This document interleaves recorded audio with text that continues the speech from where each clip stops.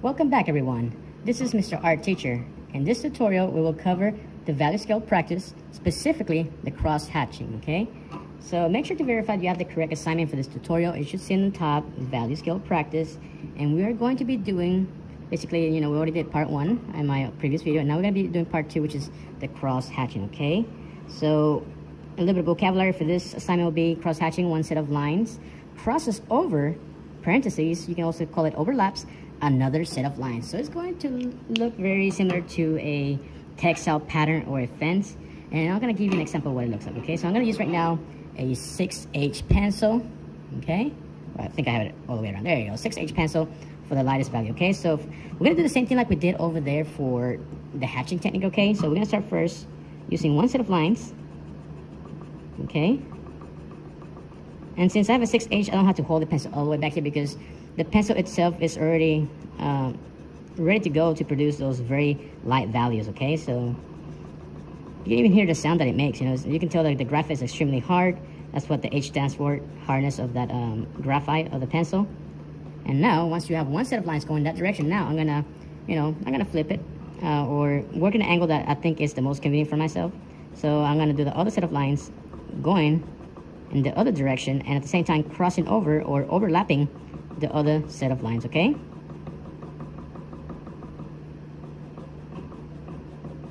And looks like we are almost there.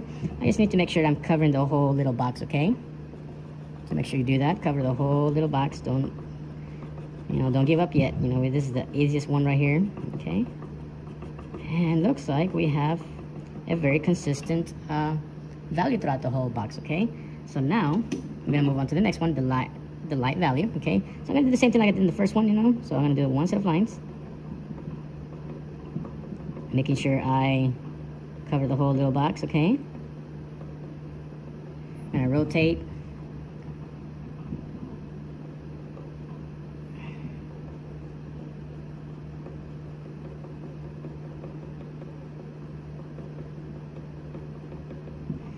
And I'm gonna fill in the rest inside, okay?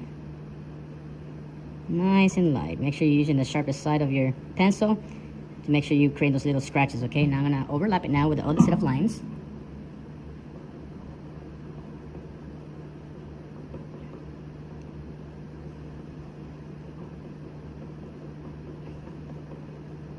This kind of reminds me a little bit of how a textile pattern looks like whenever you see a piece of clothing in a microscope. It tends to, cross over or overlap each other in the little the cloth patterns, So that's what I'm doing. I'm just creating the lines, so it's crossing over the other set of lines. And looks like we got it in the first, on the first try. So we have the lightest value, the light value, which is slightly darker than the previous one, okay? In case you feel like it's not consistent, you can still add a little bit more until you feel that, is satisfied to the actual assignment, okay? So it looks like it's very good. Now I'm gonna go to the medium value. And I'm gonna switch it to now to the mechanical pencil that we can also see in case you weren't working with the mechanical pencil. So I'm gonna do the one set of line right now. And I rotated the pencil so I can get a nice sharp edge of it, okay?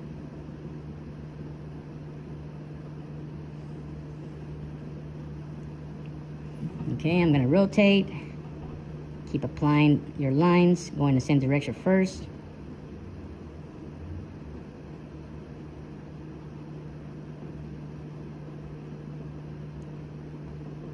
It shouldn't take too long since usually the first step, in case you're a newbie on art, of course the first step of hatching will take you longer than usual, but once you develop that mastery and you practice a lot of it, then the next hatching technique will be very simple to complete, okay? So just trust the process, trust yourself, and just believe on the practice makes better.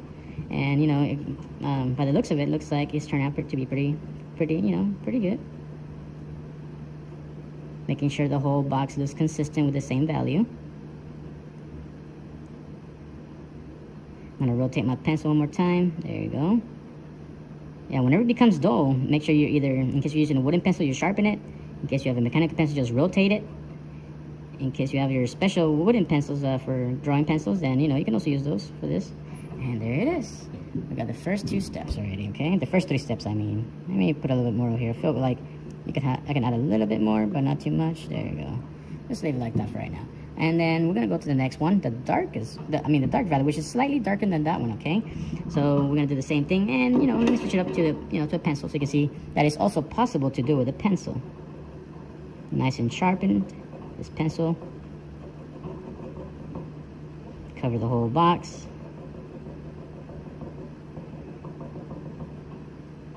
And I rotate.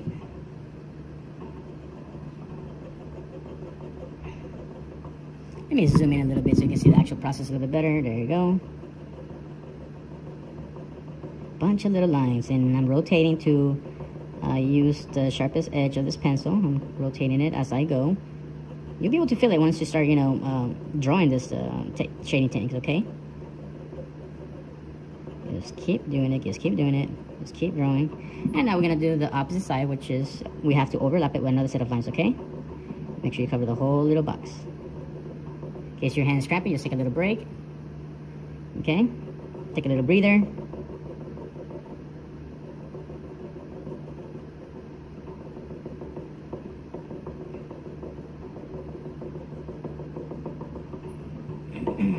Let's see, let me work in this direction now. Alright, so it looks like we're almost there.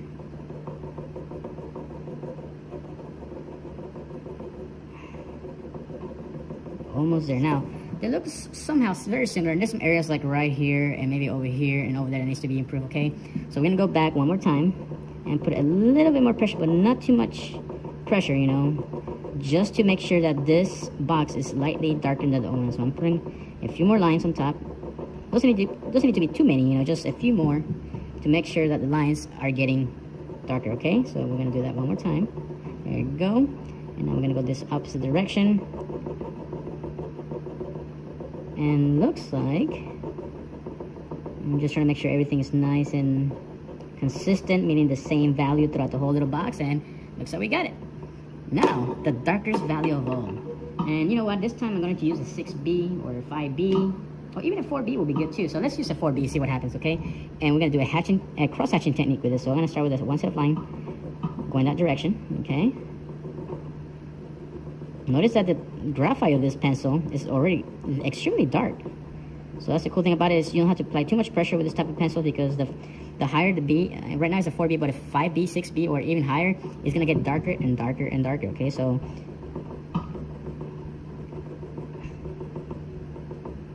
I'm just rotating my pencil for those nice, straight, and very thin lines, okay? They need to look like little scratches.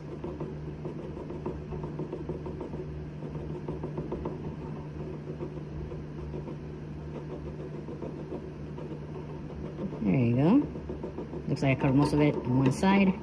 And then now I'm going to do the opposite side, which has to be another set of lines overlapping that set of lines, okay? So it needs to be two set of lines.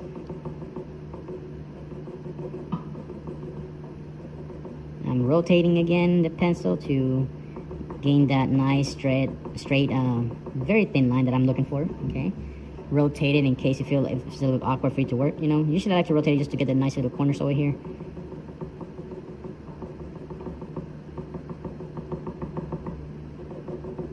There you go.